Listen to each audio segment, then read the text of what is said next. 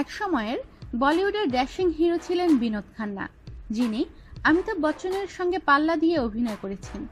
জনপ্রিয়তা নিরিখেও পাল্লা দিতেন বিগ বিকে। দিন কয়েক আগে গুরুতর অসুস্থ হন বলিউড অভিনেতা বিনোদ খান্না। ডিহাইড্রেশনের কারণে শুক্রবার হাসপাতালে ভর্তি হয়েছেন। এখন অনেকটাই ভালো রয়েছেন, শিগগিরই ছেড়ে দেয়া হবে। টুইট করে এমনটাই জানালেন ছেলে রাহুল খান্না। পাশাপাশি ভক্তদেরকেও ধন্যবাদ জানালেন। দিন কয়েক আগে সোশ্যাল সাইটে অসুস্থ বিনোদ খান্নার একটি ছবি ছড়িয়ে পড়ে। সোশ্যাল মিডিয়ায় ভাইরাল হয়েছে সেই ছবিটি, যেখানে দাবি করা হচ্ছে এটি নাকি অসুস্থ বিনোদের ছবি। হাসপাতালের পোশাক পরা বিনোদ খান্নার সঙ্গে ৮০-এর দশকের দাপটের নায়ককে মেলানো মুশকিল। তখনই জানা যায় এই বিজেপি সাংসদের ব্লাড ক্যান্সার হয়েছে। টুইটারে তার আরোগ্য কামনা করেন ভক্তরা। অসুস্থতার সেই খবর উড়িয়ে দিলেন রাহুল খান্না। তবে ছবিটি তার বাবার কিনা সে বিষয়ে মুখ খোলেননি।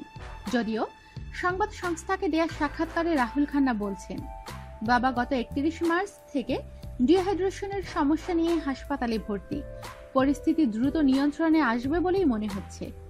চিকিৎসকেরা হয়তো শীঘ্রই ছেড়ে দিতে পারেন বাবাকে। আপনাদের শুভকামনার প্রয়োজন। আমাদের সাথেই থাকুন, সাবস্ক্রাইব করুন।